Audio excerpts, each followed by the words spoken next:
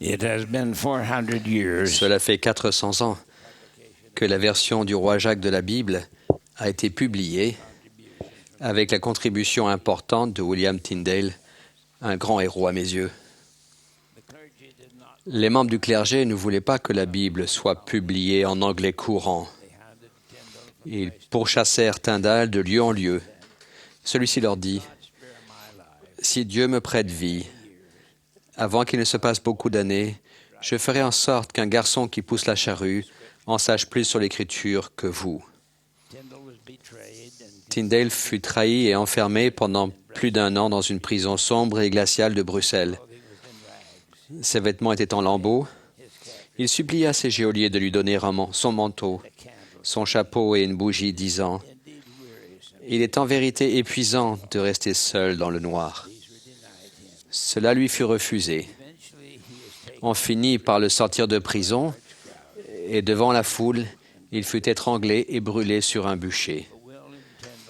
Mais l'œuvre et le martyre de William Tyndale ne furent pas vains. Puisqu'on enseigne aux petits saints des derniers jours à connaître les saintes Écritures dès leur jeunesse, ils accomplissent dans une certaine mesure la prophétie faite il y a 400 ans par William Tyndale. Nos Écritures se composent aujourd'hui de la Bible, du livre de Mormon, un autre témoignage de Jésus-Christ, de la perle de grand prix et des doctrines et alliances. Du fait du livre de Mormon, nous sommes fréquemment appelés l'Église mormone, titre que nous ne refusons pas, mais qui n'est pas vraiment exact. Dans le livre de Mormon, le Seigneur revisite les Néphites parce qu'ils ont prié le Père en son nom. Le Seigneur dit, « Que voulez-vous que je vous donne ?» Et lui dire, « Seigneur, nous voulons que tu nous dises le nom par lequel nous appellerons cette Église, car il y a des controverses à ce sujet parmi le peuple. » Et le Seigneur leur dit, « Pourquoi le peuple murmure-t-il et se querelle-t-il à cause de cela? N'a-t-il pas lu les Écritures qui disent que vous devez prendre sur vous le nom du Christ? Car c'est de ce nom que vous serez appelés au dernier jour. C'est pourquoi tout ce que vous ferez, vous le ferez en mon nom. C'est pourquoi vous appellerez l'Église de mon nom, et vous invoquerez le Père en mon nom pour qu'il bénisse l'Église à cause de moi. Et comment est-elle mon Église si elle n'est pas appelée de mon nom? Car si une Église est appelée du nom de Moïse, alors c'est l'Église de Moïse. Ou s'il est appelé du nom d'un homme, alors c'est l'Église d'un homme. Mais si elle est appelée de mon nom, alors c'est mon Église, si elle est édifiée sur mon Évangile. Obéissant à la révélation, nous nous donnons le nom d'Église de Jésus-Christ des Saints des derniers jours plutôt que d'Église mormone. Que les autres appellent l'Église mormone ou nous appellent les Mormons, c'est une chose. Mais que nous le fassions, c'en est tout autre. La première présidence a déclaré « Il est de plus en plus important d'utiliser le nom révélé, Église de Jésus-Christ des Saints des derniers jours, pour proclamer le nom du Sauveur partout dans le monde. » Nous vous demandons donc, lorsque vous parlez de l'Église, d'utiliser son nom en entier chaque fois que possible. À propos des membres de l'Église, nous vous recommandons de dire « les membres de l'Église de Jésus-Christ des Saints des derniers jours ». Si l'on doit utiliser un nom plus court, il est préférable de dire « Saints des derniers jours ».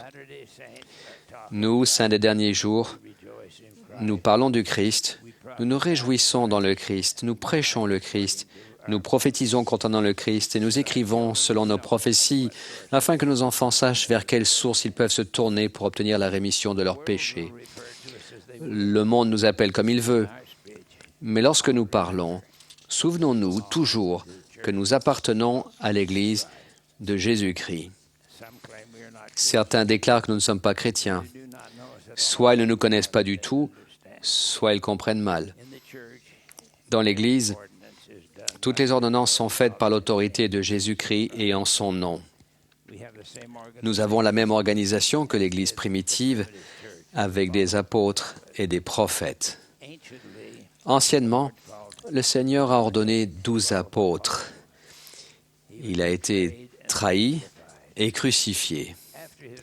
Après sa résurrection, le Sauveur a instruit ses disciples pendant 40 jours, puis il est monté au ciel. Mais il manquait quelque chose. Quelques jours plus tard, les 12 se sont rassemblés dans une maison et tout à coup, il vint du ciel un bruit comme celui d'un vent impétueux et il remplit toute la maison. Des langues de feu se posèrent sur chacun d'eux et ils furent tous remplis du Saint-Esprit.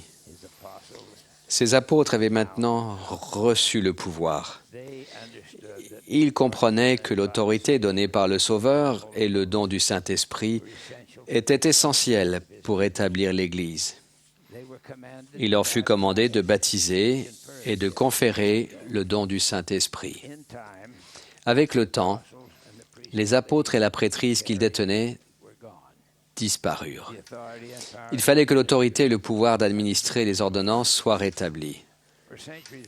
Pendant des siècles, les hommes ont attendu le retour de l'autorité et l'établissement de l'Église du Seigneur. En 1829, la prêtrise a été rétablie et conférée à Joseph Smith et Oliver Cowdery par Jean-Baptiste et par les apôtres Pierre, Jacques et Jean. Maintenant, les frères dignes de l'Église sont ordonnés à la prêtrise. Cette autorité et le don du Saint-Esprit qui en découle et qui est conféré à tous les membres de l'Église après le baptême nous mettent à part des autres Églises. Une des premières révélations demande que chacun parle au nom de Dieu, le Seigneur, le Sauveur du monde. L'œuvre de l'Église aujourd'hui est accomplie par des hommes et des femmes ordinaires, appelés et soutenus pour présider, enseigner et diriger. C'est par le pouvoir de la révélation et le don du Saint-Esprit que les personnes appelées sont guidées pour connaître la volonté de Dieu. Les autres peuvent ne pas accepter des choses telles que la prophétie, la révélation et le don du Saint-Esprit. Mais pour nous comprendre, ils doivent comprendre que nous acceptons cela. Le Seigneur a révélé à Joseph Smith un code de santé, la parole de sagesse, longtemps avant que les dangers soient connus dans le monde. Il est enseigné à tous de ne pas consommer de thé, de café, d'alcool, de tabac, ni bien sûr aucune drogue ou substance provoquant l'accoutumance, choses qui sont toujours devant nos jeunes. Il est promis à ceux qui obéissent à cette révélation qu'ils recevront la santé dans le nombril et qu'ils trouveront de la sagesse et de grands trésors de connaissances, oui, des trésors cachés. Dans une autre révélation, le principe de moralité du Seigneur commande que les pouvoirs sacrés de procréation soient protégés et utilisés uniquement entre un homme et une femme, mari et femme. Seules l'effusion du sang innocent et le reniement du Saint-Esprit dépassent en gravité le mauvais usage de ce pouvoir. Si quelqu'un transgresse la loi, le principe du repentir enseigne comment effacer les effets de cette transgression. Tout le monde est mis à l'épreuve. On pourrait penser qu'il n'est pas juste d'être pris pour cible et d'être soumis à une tentation particulière. Mais c'est cela, l'objectif de la condition mortelle, être mis à l'épreuve. Et la réponse est la même pour tout le monde. Nous devons et nous pouvons résister aux tentations, quelles qu'elles soient. Le grand plan du bonheur est centré sur la vie de famille.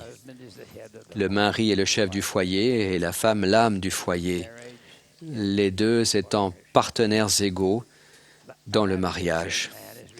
Un saint des derniers jours est un chef de famille responsable et fidèle dans l'Évangile. C'est un mari et un père attentionnés et dévoués. Il révère la condition féminine. La femme soutient son mari. Les deux parents veillent à la croissance spirituelle de leurs enfants. On enseigne aux saints des derniers jours de s'aimer et de pardonner franchement les offenses. Ma vie a été changée par un patriarche qui était un saint. Il avait épousé sa bien-aimée. Ils s'aimaient profondément. Elle avait bientôt été enceinte de leur premier enfant. Le soir où le bébé devait naître, il y eut des complications. Le seul médecin était quelque part dans la campagne à s'occuper des malades. Après de nombreuses heures de travail, l'état de la future mère devint désespéré. Finalement, le médecin fut localisé. En urgence, il agit rapidement et bientôt le bébé naquit et la crise fut, semblait-il, résolue. Mais quelques jours plus tard, la jeune mère mourut de l'infection que le médecin avait soignée chez quelqu'un d'autre ce soir-là. Le monde du jeune homme s'écroula. Au fil des semaines, son chagrin le taraudait. Il ne pensait plus qu'à cela, et dans son amertume, il devint menaçant. Aujourd'hui, il est certain qu'on l'aurait poussé à intenter un procès pour faute professionnelle, comme si l'argent pouvait résoudre quelque chose. Un soir, on frappa à sa porte. Une petite fille dit simplement « Papa veut que vous veniez, il veut vous parler ». Papa était le président de Pieux. Le conseil de ce dirigeant sage fut simplement « John, laisse tomber. Rien de ce que tu fais ne la ramènera. Quoi que tu fasses, cela ne fera qu'aggraver la situation. John, laisse tomber. » C'était l'épreuve de mon ami. Comment pouvait-il laisser tomber? Un tort terrible avait été commis. Il fit l'effort de se reprendre et finit par décider d'obéir et de suivre le conseil de ce président de Pieux, plein de sagesse. Il allait laisser tomber. Il dit, « Ce n'est que devenu vieux que j'ai compris et j'ai finalement pu voir un pauvre médecin de campagne, surchargé, sous-payé, courant de patient en patient, avec peu de médicaments, pas d'hôpital, peu d'instruments, s'efforçant de sauver des vies et y réussissant la plupart du temps. Il était intervenu à un moment de crise où deux vies étaient dans la balance et il avait agi sans retard. J'ai finalement compris, dit-il, j'aurais détruit ma vie et celle d'autres personnes. Il avait de nombreuses fois remercié le Seigneur d'avoir eu un dirigeant de la prêtrise sage qui lui avait simplement conseillé « John, laisse tomber ». Autour de nous, nous voyons des membres de l'Église qui s'offensent.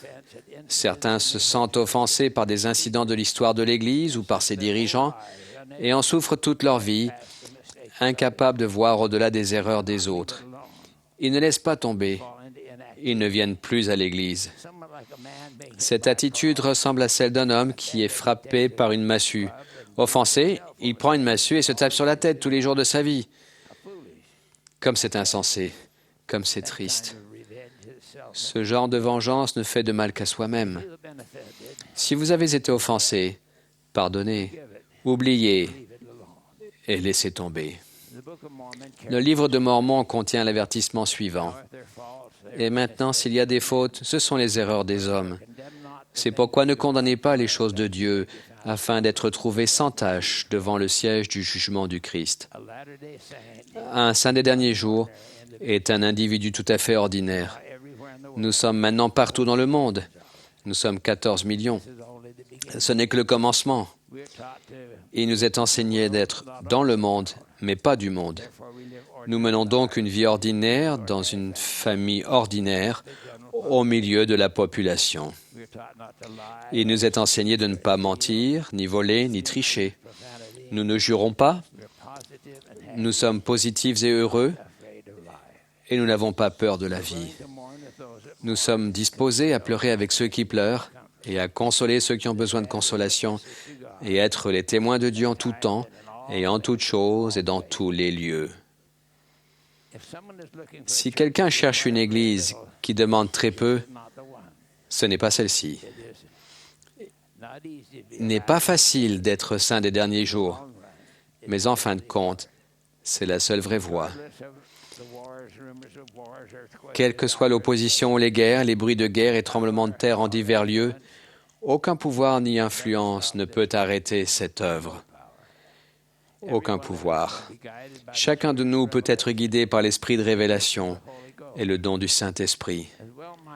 L'homme pourrait tout aussi bien étendre son bras chétif pour arrêter le Missouri dans son cours fixé ou le faire remonter à sa source qu'empêcher le Tout-Puissant de déverser la connaissance du haut des cieux sur la tête des saints des derniers jours. Si vous portez un fardeau, oubliez-le, laissez tomber. Pardonnez beaucoup, repentez-vous, et vous serez visités d'en haut par le pouvoir du Saint-Esprit. Et on veillera sur vous, vous serez bénis. C'est une invitation à venir à lui, dans son Église, l'Église de Jésus-Christ des saints des derniers jours, la seule Église vraie et vivante sur toute la terre. C'est là que nous trouvons le grand plan du bonheur. J'en rends témoignage au nom de Jésus-Christ. Amen.